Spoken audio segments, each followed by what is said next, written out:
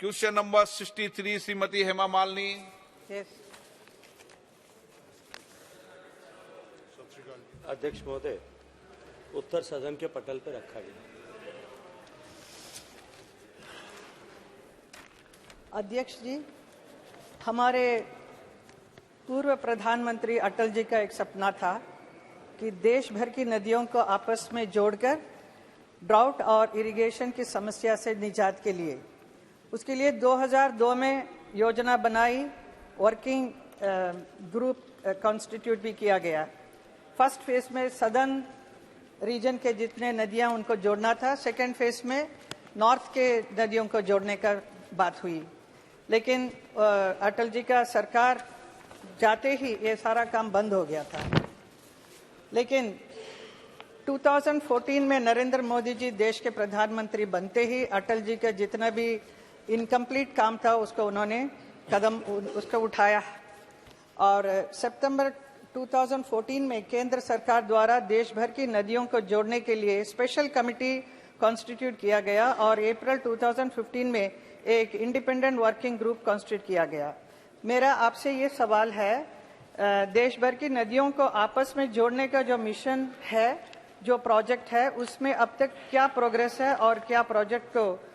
Time bound पूरा करने को लेकर कुछ तय किया गया है क्या? माननीय लोकसभा अध्यक्ष जी,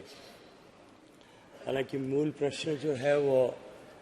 बांधों में पानी के स्तर को लेकर के, रिजर्वायर्स को लेकर के था, लेकिन माननीय सदस्य ने जो प्रश्न किया है वो निश्चित ही अत्यंत महत्वपूर्ण है, इसलिए मैं सदन की जानकारी के लिए निवेदन करना चाहता हूं। जैसा माननीय सदस्य ने कहा है कि स्वर्गीय अटल जी का सपना था कि देश में सरप्लस बेसिन से डेफिसिट बेसिन पर पानी ट्रांसफर करके देश की जो एक वार्षिक समस्या है, चुनौती देश के सामने है कि लगभग देश के 16-17% हिस्से में हर साल अकाल पड़ता है और लगभग इतने ही हिस्से में हर साल बाढ़ की ऐसी स्थिति बनती है,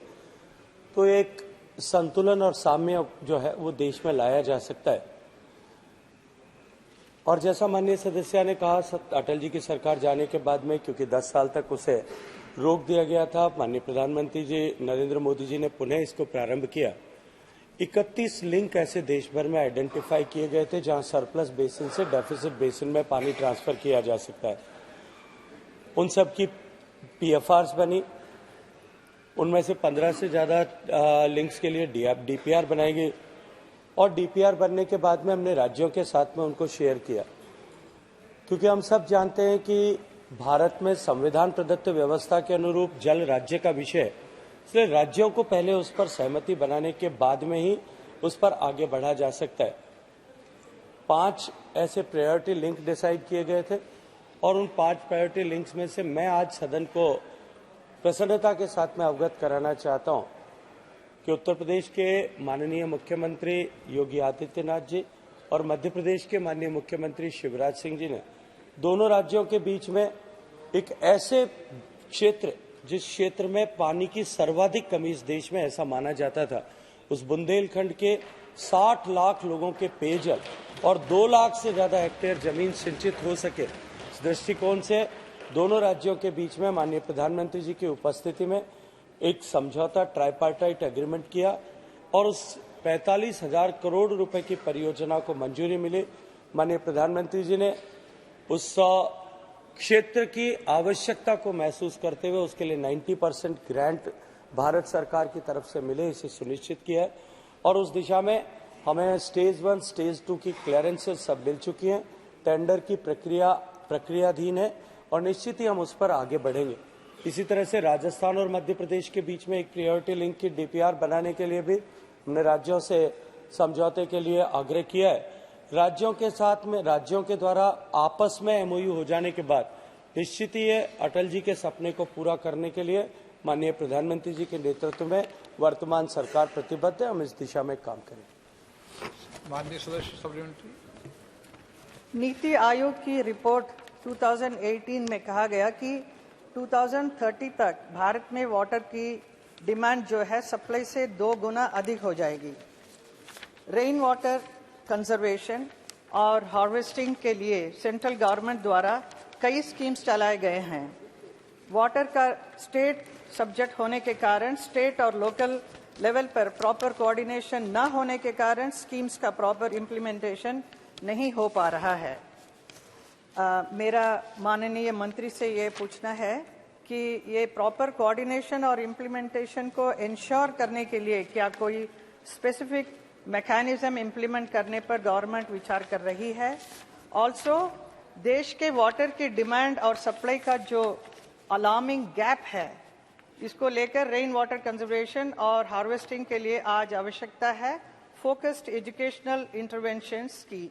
लोगों को एजुकेट करने की, जन भागीदारी बढ़ाने को लेकर गवर्नमेंट द्वारा क्या स्पेसिफिक स्टेप्स उठाए जा रहे हैं। माननीय अध्यक्ष महोदय, निश्चित रूप से माननीय सदस्य की चिंता कि देश की बढ़ती हुई पानी की आवश्यकताओं की आपूर्ति के लिए और एक ऐसे कठिन दौर में जब पूरी दुनिया क्लाइमेट चेंज के दौर से गुजर रही है, उस समय में जब हमारी चुनौती और भी बड़ी है और चुनौतियों के बढ़ने के अनेक कारणों में हमारी बढ़ती हुई आबादी, बढ़ता हुआ शहरीकरण, बढ़ता हुआ औद्योगिकरण और इसके साथ साथ में पूरी दुनिया का अगर मानचित्र आर्थिक प्रगति का देखा जाए तो दुनिया की आर्थिक प्रगति में जिन देशों ने प्रगति की है उसकी बढ़ती हुई इकोनॉमी का ग्राफ, उसकी बढ़ती हुई बिजली की आवश्यकता का ग्राफ और बढ़ते हुए पानी की आवश्यकता का ग्राफ लगभग एब्सोल्युटली आइडेंटिकल होता है। ऐसे में जब माननीय प्रधानमंत्री जी के नेतृत्व में हमारा देश दुनिया की सबसे तेजी से बढ़ती हुई अर्थव्यवस्था है और हम 3 से 5 बिलियन डॉलर की अर्थव्यवस्था, ट्रिलियन डॉलर की अर्थव्यवस्था की तरफ बढ़ रहे हैं, निश्चित रूप से हमारी पानी की मांग और बढ़ने वाली है। लेकिन माननीय प्रधानमंत्री जी के नेतृत्व में एक तरफ जहां हमारे भूगर्भ के जल की जिस पर हमारी सबसे ज्यादा निर्भरता थी और उसके अत्यधिक दोहन के कारण से निरंतर भूगर्भ का जल दबाव में था, हमारे भूगर्भ के जल स्रोत सूखते जा रहे थे। ऐसी परिस्थिति में पिछले 10 साल में जिस तरह से माननीय प्रधानमंत्री जी ने आगे बढ़कर इसे लीड किया और उसके चलते हुए विभिन्न योजनाएं ली गई, राज्य सरकारों में चेतना का व्याप हुआ। माननीय प्रधानमंत्री जी ने पंचायतों के स्तर पर चुने हुए जनप्रतिनिधियों को पत्र लिखा, विभिन्न इंटरवेंशंस लिए गए। अटल भूजल योजना के माध्यम से पहली बार देश में डिमांड साइड को एड्रेस करने के लिए काम हुआ और अमृत सरोवर के माध्यम से देश भर में ऐसे तालाबों को बनाने की योजना पर काम किया गया। इन सब के चलते हुए एक जल चेतना का व्याप देश में हुआ है और उसके चलते देश में जल संरक्षण को लेकर के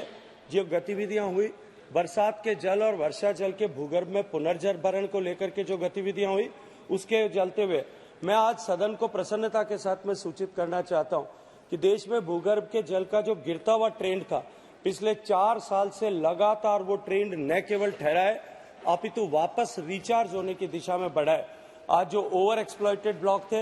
या क्रिटिकली एक्सप्लॉइटेड ब्लॉक थे या सेमी क्रिटिकल एक्सप्लॉइटेड ब्लॉक थे, उन सब ने पॉजिटिव ग्रोथ हुई है। जो गिरने वाले ब्लॉक्स की संख्या में सुधरने वाले ब्लॉक्स की संख्या बढ़ी है। लेकिन निश्चित रूप से हम विभिन्न इंटरवेंशन के माध्यम से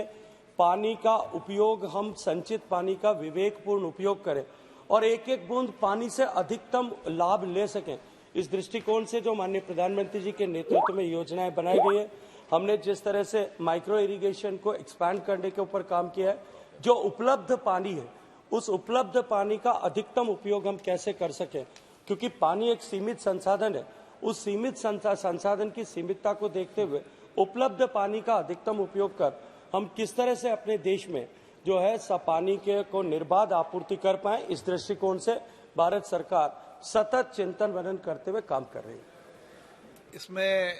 मेरा भी मानना है कि सभी माननीय सदस्यों को इस गंभीर चिंता पर एक गंभीर प्रयास अपने अपने संसदीय क्षेत्र में करनी चाहिए। हाँ, 1 मिनट उसके बाद और हमें प्रयास करना चाहिए कि हम किस तरीके से सरफेस वाटर को रोककर और तालाब बना सकें, तालाबों को गहरा कर सकें। इसमें अपना जो सांसद कोष निधि है उसका भी उपयोग होना चाहिए और जन सहयोग से भी करना चाहिए, ताकि हम पानी की जो चिंतित होने के लिए उसके लिए करें। सुदीप बंदोपाध्याय जी।